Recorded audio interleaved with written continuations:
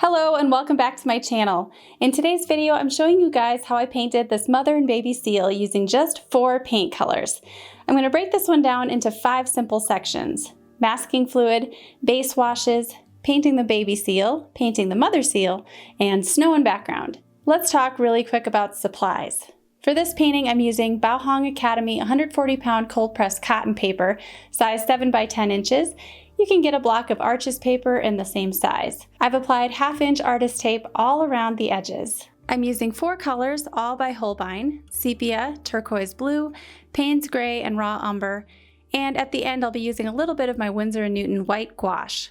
I also have water jars and a towel for controlling how much water is in my paintbrush. As always, you can see a complete list of my supplies in the description below this video. To get the sketch onto your watercolor paper, you can either freehand sketch it or use a tracing method such as transfer paper. Quick tips about the sketch: no matter which method you use, only draw enough information so you can start painting.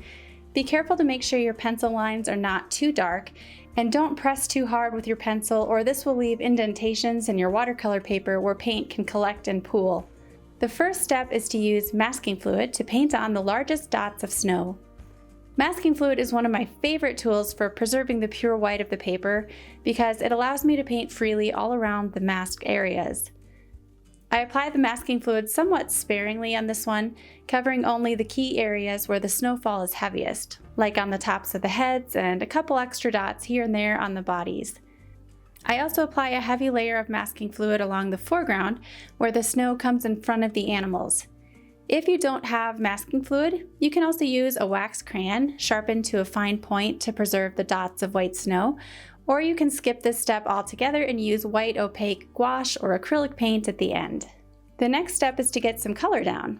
In my reference photo, there's a lot of complex detail on the mother's seal's back, where snow is overlapping her mottled gray fur. To simplify this, I'm wetting the paper by spraying clean water on the top portion of the paper. When you use this method to wet your paper, you get some areas that are very wet and some tiny sections that remain dry. I use my Princeton Deerfoot brush with a mixture of Payne's gray and sepia to drop in some blotches of gray along the mother's back. Where the paper is wet, the paint spreads out and softens, and where the spray bottle missed the paper, we get some interesting harder edges. This is a great way to relinquish some control and allow the paint to do its thing, simplifying this complex area. You do still need to be intentional about where you put your dark colors and leave some areas untouched to create the effect of clumps of snow on her back. For the baby seal, my mixture has a little more sepia in it, and I'm painting right up to my pencil lines, allowing the water on the paper to help the paint soften naturally along that edge. With a darker value, I paint a shadow between the 2 seals' bodies. I use a light gray to paint everything in, just avoiding the baby's eyes and the mother's mouth. In the reference photo, I see lots of snow caked on her mouth, so I'm leaving that white for now. In the center of her face, I use a light wash of my raw umber for the first time. I often do 2 layers of color in this first wash so that I can take advantage of that wet surface and create soft blending of colors. While the paper is still wet with that first layer, I take some more dark sepia and Payne's gray and blot in some intense color where I see the darkest patches of fur on the baby seal. I'm painting on the first suggestions of fur texture with the feathery bristles of my Deerfoot brush. I also add some dark fur texture to the mother seal, moving my brush in the direction I see the fur growing, out and away from the center of her head. A word of caution on this wet and wet layer: be careful you don't have too much water on your brush, or it will cause blooms or backwash to form on your painting. I let that first wash dry completely before beginning the next step. Now before we go on, I wanted to let you guys know that this tutorial is available in real time. Just head over to emilyolsenart.com where you can sign up to become a member of my Watercolor Mastery program. With your membership, you'll have instant access to more than 70 different watercolor tutorials, all fully narrated with downloadable reference photos and line drawings. You can also join my private Facebook group where you'll be able to share your artwork, receive feedback, and experience a wonderful, encouraging community of passionate watercolor artists just like you. I'll leave a link in the description below where you can check out all the tutorials that are currently available, and I add more every month. All right, let's get back to the video. I'm now painting the baby seal in with much more detail. I start by completely re-wetting the entire body with clean water, just avoiding the eyes. Using a size 10 synthetic round brush, I then drop in my darkest mixture of color yet, being careful to avoid those lighter patches of fur above the eyes and on the underside of the head. For the fur on the crown of the head and on the seal's back, I spread out the bristles of my brush, creating more distinct fur texture, moving my brush in quick, short feathering motions in the direction the fur is growing.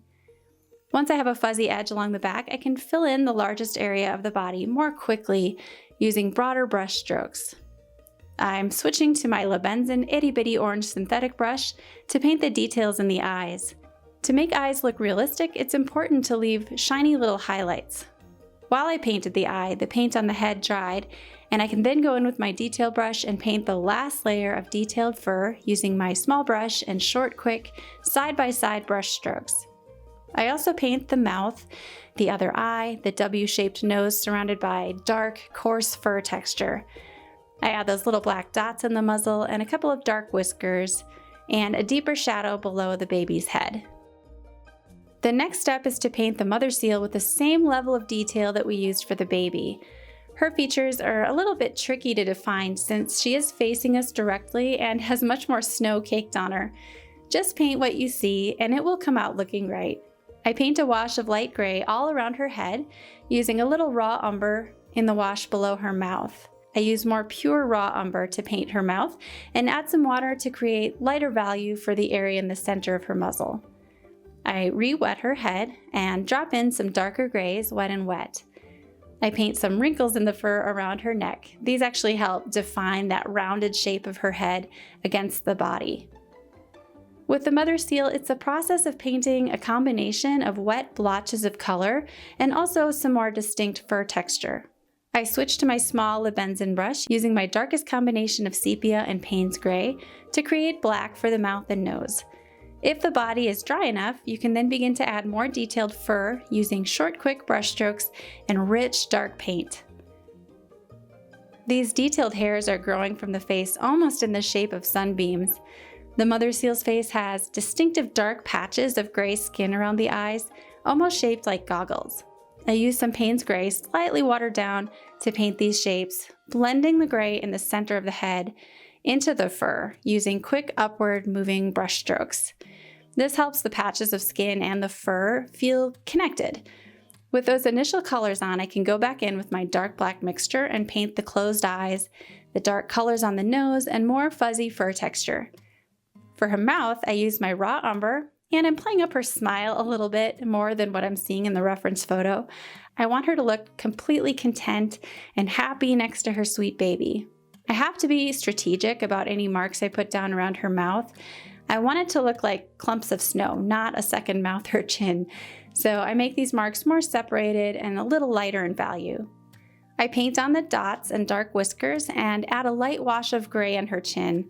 I add a few last whiskers and some more fur in areas that looked just too bland. All of these little details really pull the painting together and make the seals look realistic. The last step is to paint the background and add a little more snow. I use clean water to wet the background, and in case you're wondering why I had turquoise blue on my palette, I'm finally using it here. I drop in some turquoise blue, wet and wet, just being very sparing with this color.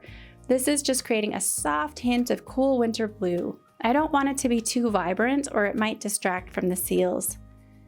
Once that's dry, I completely remove the masking fluid and I mix a little bit of water into the gouache that's on my palette so that I have a nice creamy consistency in my brush, and then I paint on a few more specific bits of snow. For a finer dusting of snow effects, I gently tap my brush over the areas where I want it. Our little seals look like they're just cuddling close and enjoying the fresh falling snow. If you found this video helpful, please hit that like button and leave me a comment below and subscribe if you're new here. Check out these other videos on painting realistic animals and I'll see you there.